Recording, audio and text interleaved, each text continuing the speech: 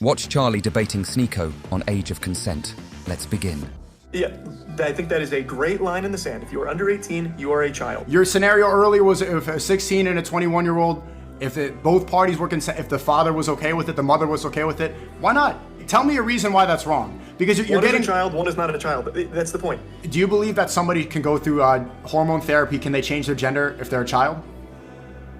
I think that's totally fine as long as everyone is consenting. Oh, no.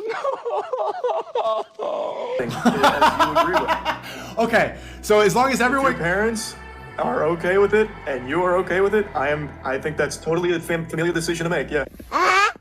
Okay, so a child can cut their penis off and take hormone blockers and change their biology forever, but they can't get married?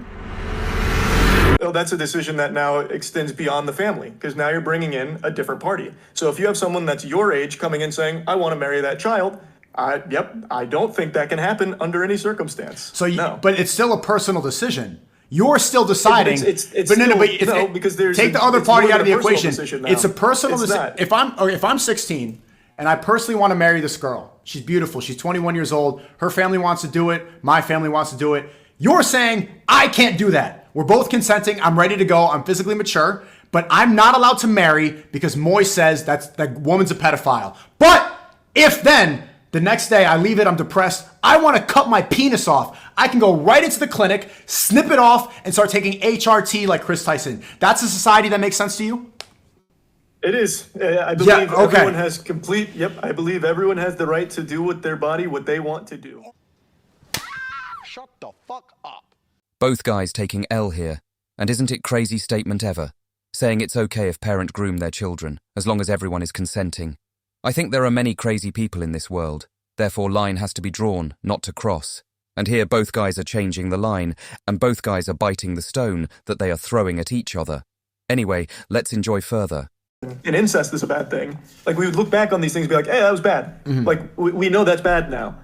Yeah, the next step people evolve. I want to point this out and for you to remember this, because the next step for this thing where they cut off penises and take puberty blockers, the next step is normalizing incest. The next step is normalizing bestiality. People like Chris are already dressing up like wolves, already dressing up like dogs. They're walking around in public. They go to gay pride parades with these cat ears. They meow, they bark, they do these things. They believe they're dogs. A lot of these people, they accept them. They call them she-wolves, she-this, all this stuff. They identify as a wolf. Because if you can believe and identify that I'm a woman now, if I believe it, why can I not be a wolf? That's the next step, is bestiality. Then the next step is incest. These things should not be allowed. We should hold down something. There should be something that's consistent. The only thing that's consistent throughout history that makes sense is God. It has to go back to something consistent, something real, or else it's ever adapting and ever changing. Because 200 years ago, I really want you to remember this. In the 1800s in the UK, the judge that laid down the law in the UK said that the marriage for a woman is the age of 7. That's what they said. And everybody abided by that. Everybody believed in it. The society thrived. Everybody was okay. Nobody admonished that. That wasn't a problem. And then up until now, you're saying all these people were pedophiles. These are people that should be in jail. They're disgusting. They're horrible people. They should be admonished. If they were all in jail, there would be nothing going on. This is why you can't follow the ever-adapting morality. It can't change every 10 years, where one decade you can cut your dick off and the next decade you can't. You can't adapt this all the time. There needs to be something consistent. It all has to go back to God. If it doesn't, then you're going to let the government control that. Talking about government, let me show you the true face of government.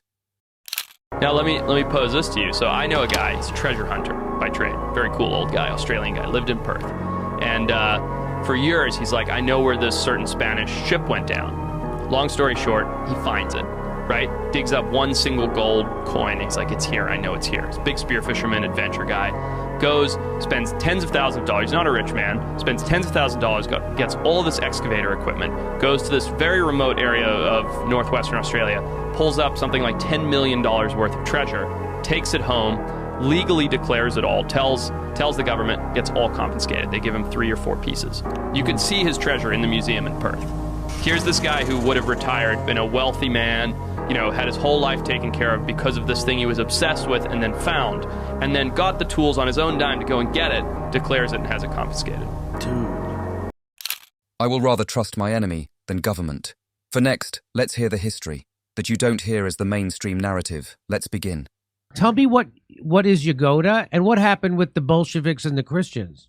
oh, you just casually killed 10 million Christians. It's incredible. People think that the greatest mass murderer was Adolf Hitler. And no, actually, if you want to talk about genocide, the fact that people in America don't know about what the Bolsheviks did to Christians, where did the idea of a concentration camp come from? The Bolsheviks. The reason why we're not allowed to learn about these people, we don't talk about Henryk Yagoda, is because he's a Jew, right? And so it conflicts with the narrative of Jewish people always being the victim in every single circumstance. So we're willing to push away Christian history. We don't talk about Christian history whatsoever because they have this bizarre focus, our classrooms, on training us to have this bizarre allegiance to Israel.